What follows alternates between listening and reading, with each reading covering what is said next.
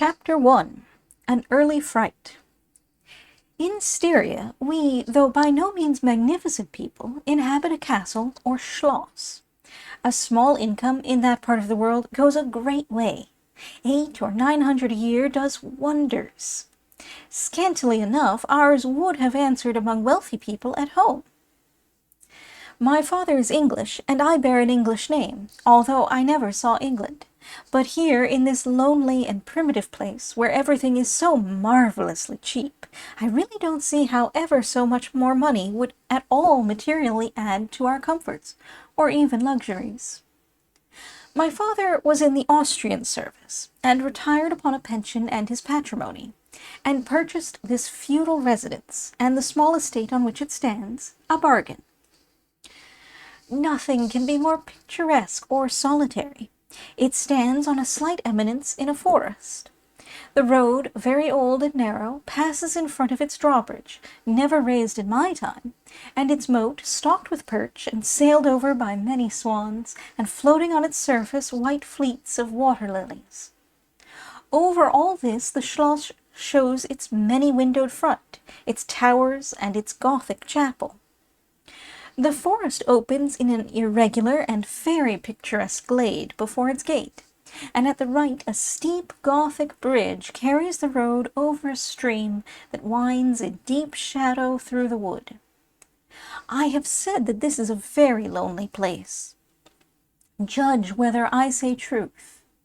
Looking from the hall door towards the road, the forest in which our castle stands extends 15 miles to the right, and 12 to the left. The nearest inhabited village is about 7 of your English miles to the left. The nearest inhabited schloss of any historic associations is that of old General Spielsdorf, nearly 20 miles away to the right. I have said the nearest inhabited village, because there is only 3 miles westward.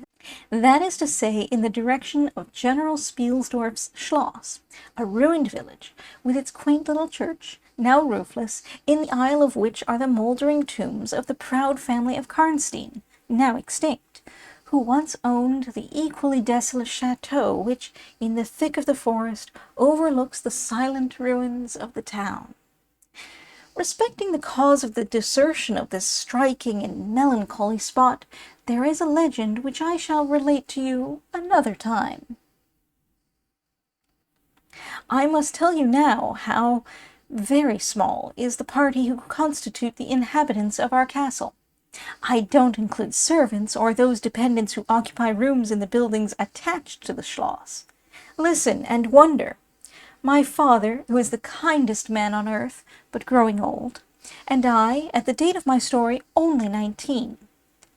8 years have passed since then. I and my father constituted the family at the schloss.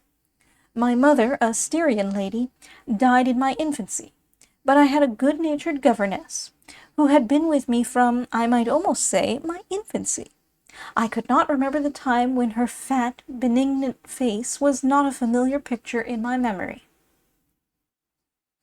This was Madame Perrodon, a native of Bern, whose care and good nature now in part supplied to me the loss of my mother, whom I do not even remember, so early I lost her. She made a third at our little dinner party. There was a fourth, Mademoiselle de la Fontaine, a lady such as you term, I believe, a finishing governess. She spoke French and German, Madame Perrodon French and broken English, to which my father and I added English, which, partly to prevent its becoming a lost language among us, and partly from patriotic motives, we spoke every day. The consequence was a babel, at which strangers used to laugh, and which I shall make no attempt to reproduce in this narrative. And there were 2 or 3 young lady friends besides, pretty nearly of my own age, who were occasional visitors, for longer or shorter terms, and these visits I sometimes returned. These were our regular social resources, but of course there were chance visits from neighbors of only 5 or 6 leagues distance. My life was, notwithstanding, rather a solitary one, I can assure you. My Gouvernants had just so much control over me as you might conjecture such sage persons would have in the case of a rather spoiled girl, whose only parent allowed her pretty nearly her own way in everything. The first occurrence in my existence which produced a terrible impression upon my mind, which, in fact, never has been effaced, was one of the very earliest incidents of my life which I can recollect. Some people will think it so trifling that it should not be recorded here. You will see, however, by and by, why I mention it. The nursery, as it was called, though I had it all to myself, was a large room in the upper story of the castle, with a steep oak roof. I can't have been more than 6 years old, when one night I awoke, and looking round the room from my bed, failed to see the nursery maid. Neither was my nurse there, and I thought myself alone. I was not frightened, for I was one of those happy children who are studiously kept in ignorance of ghost stories, of fairy tales, and of all such lore as makes us cover up our heads when the door cracks suddenly, or the flicker of an expiring candle makes the shadow of a bedpost dance upon the wall, nearer to our faces. I was vexed and insulted at finding myself, as I conceived, neglected, and I began to whimper, preparatory to a hearty bout of roaring, when, to my surprise, I saw a solemn but very pretty face looking at me from the side of the bed. It was that of a young lady who was kneeling, with her hands under the coverlet. I looked at her with a kind of pleased wonder, and ceased whimpering. She caressed me with her hands, and lay down beside me on the bed, and drew me towards her, smiling. I felt immediately delightfully soothed, and fell asleep again. I was wakened by a sensation as if 2 needles ran into my breast, very deep at the same moment, and I cried loudly. The lady started back, with her eyes fixed on me, and then slipped down upon the floor, and, as I thought, hid herself under the bed. I was now for the first time frightened, and I yelled with all my might and main.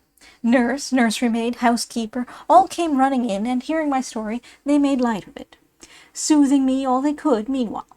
But child as I was, I could perceive that their faces were pale with an unwonted look of anxiety, and I saw them look under the bed and about the room, and peep under tables and pluck open cupboards. And the housekeeper whispered to the nurse, "Lay your hand along that hollow in the bed. Someone did lie there, so sure as you did not. The place is still warm." I remember the nursery maid petting me, and all 3 examining my chest, where I told them I felt the puncture, and pronouncing that there was no sign visible that any such thing had happened to me. The housekeeper and the 2 other servants who were in charge of the nursery remained sitting up all night, and from that time a servant always sat up in the nursery until I was about 14. I was very nervous for a long time after this. A doctor was called in. He was pallid and elderly. How well I remember his long saturnine face, slightly pitted with smallpox, and his chestnut wig. For a good while, every second day, he came and gave me medicine, which of course I hated. The morning after I saw this apparition, I was in a state of terror, and could not bear to be left alone, daylight though it was, for a moment.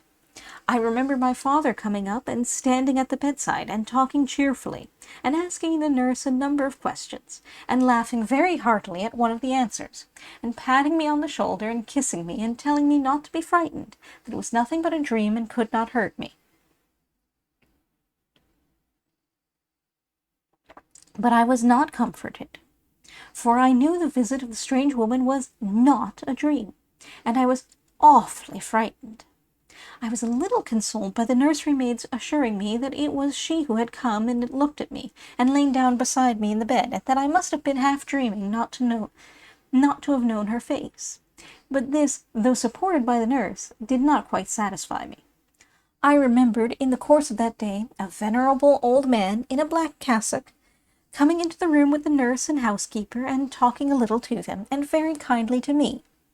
His face was very sweet and gentle, and he told me they were going to pray, and joined my hands together, and desired me to say softly while they were praying, "Lord, hear all good prayers for us for Jesus' sake." I think these were the very words, for I often repeated them to myself, and my nurse used for years to make me say them in my prayers. I remembered so well the thoughtful, sweet face of that white-haired old man, in his black cassock, as he stood in that rude, lofty brown room, with the clumsy furniture of a fashion 300 years old about him, and the scanty light entering his shadowy atmosphere through the small lattice. He kneeled, and the 3 women with him, and he prayed aloud with an earnest, quavering voice, for, what appeared to me, a long time. I forget all my life preceding that event, and for some time after it is all obscure also. But the scenes I have just described stand out vivid as the isolated pictures of the phantasmagoria surrounded by darkness.